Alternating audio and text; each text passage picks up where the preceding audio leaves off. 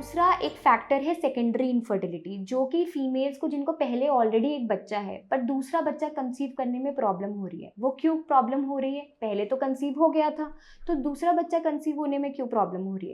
तो बच्चा, वर्क और फैमिली के बीच में उसके स्ट्रेस लेवल्स इतने ज़्यादा हो गए हैं कि उसको दूसरा बच्चा करने में जितने भी उसके हार्मोन्स हैं उसका इम्बैलेंस हो गया है और फर्टिलिटी आउटकम उसका कहीं ना कहीं वहाँ पे डिसएडवांटेज हो रहा है।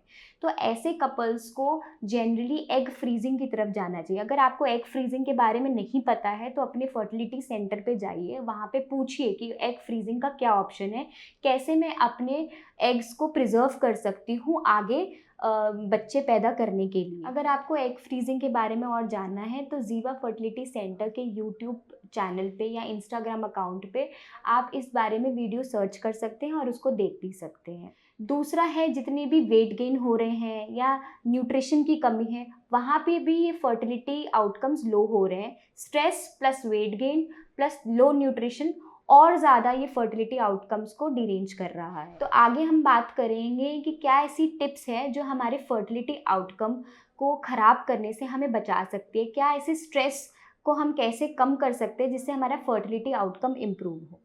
तो सबसे पहला फैक्टर है कि आप सबसे बेस्ट सेंटर चूज़ करें।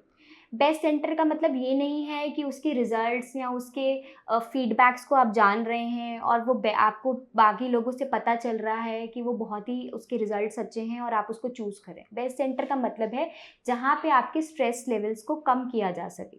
एक तो वो आपके घर के पास होना चाहिए, दूसरा उसके जो डॉक्टर्स हैं वो इतने कोऑपरेटिव होने चाहिए कि जितने भी आपके स्ट्रेस फैक्टर्स हैं आप उनके साथ शेयर करें और वो उनको आपको ऑप्शंस दे कि उनको आप कैसे कम कर सकते हैं।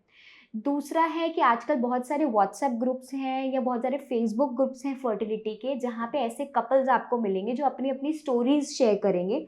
वहाँ पे आप मिलके अपने प्रॉब्लम्स, अपनी हैप्पीनेस या अपना कोई भी इंसिडेंट शेयर करेंगे और एक दूसरे से शेयर करके आपको एक मोटिवेशनल मिलेगी कि उस कपल ने कैसे कंसीव किया या वो कपल कैसे फेस कर रहा है कौन सी प्रॉब्लम को।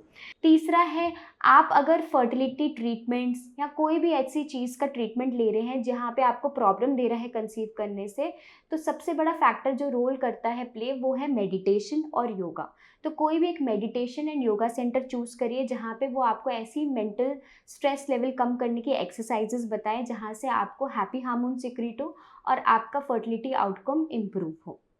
नेक्स्ट है कि कभी भी जब भी आप फर्टिलिटी ट्रीटमेंट्स ले रहे हैं तो आपको सबसे पहला काम करना है कि आपको पॉजिटिव रहना है। If you are positive, we have seen patients who are positive throughout, जिनके AMH लेवल्स भी बहुत लो हैं, जिनका कोई स्कोप नहीं है कि वो कंसीव कर पाएंगे, उन्होंने भी कंसीव किया just because of their positivity and because of their relaxation.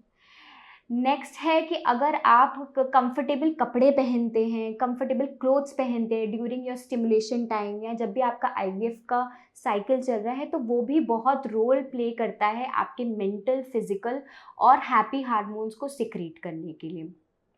फिर नेक्स्ट है कि जब भी आप IVF ट्रीटमेंट्स या कोई भी फर्टिलिटी ट्रीटमेंट्स लें तो आप एक फाइनेंशियल प्लानिंग करें। फाइनेंशियल प्लानिंग होने से तो आपका ये फाइनेंशियल स्ट्रेस जो आता है IVF के ट्रीटमेंट में वो भी कम हो जाएगा, क्योंकि वो भी एक बहुत बड़ा मेजर रोल प्ले करता है आपके स्ट्रेस लेवल्स में।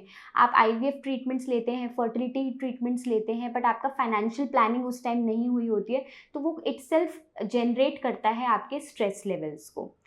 नेक्स्ट है कि जब भी आप कहीं काम पे ज्वाइन कर रहे हैं ड्यूरिंग योर फर्टिलिटी ट्रीटमेंट्स, तो आप वहाँ पे बताइए कि आपका ये ट्रीटमेंट क्यों ज़रूरी है। आपको अगर वो वर्क फ्रॉम होम का ऑप्शन दे दें या आपका टाइम मैनेजमेंट हो जाए, आपके वर्किंग आवर्स कम हो जाए, चाहे आप वो डॉक्टर हो, इंजीनियर हो, IT में हो या एक कॉल सेंटर में हो, आप अपने वीकेंड्स को मॉडिफाई करिए, तो आपके ये जो भी स्ट्रेस लेवल, फिजिकल या मेंटल हेल्थ लेवल है वो ज़रूर से कम हो जाएगा। Thank you so much. I hope आपको ये वीडियो ने बहुत हेल्प किया हो। कुछ भी क्वेश्चंस हो तो आप कमेंट सेक्शन में बता सकते हो और आप मेरी वीडियो को लाइक एंड सब्सक्राइब कर सकते हो। Thank you.